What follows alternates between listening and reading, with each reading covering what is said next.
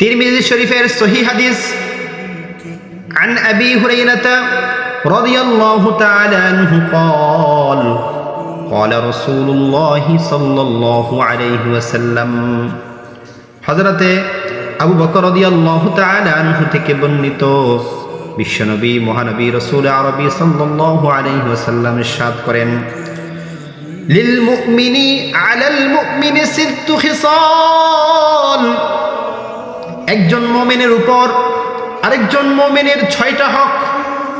কয়টা হক? 6টা হক। যদি একজন মুমিন আরেকজন মুমিনের 6টা হক যদি আদায় করে, তাহলে মুমিনদের এই পরিবারের মধ্যে, সমাজের মধ্যে আর কোনো অশান্তি আর উচ্ছৃঙ্খলা থাকবে না। সোনালী যুগের সেই সোনালী সমাজ, সোনালী যুগের সেই সোনালী পরিবার ব্যবস্থা আবার ফিরে আসবে। মানুষ শান্তির জিন্দেগি যাপন করতে পারবে, অশান্তি থেকে তারা চিরকালের জন্য মুক্তি লাভ করবে।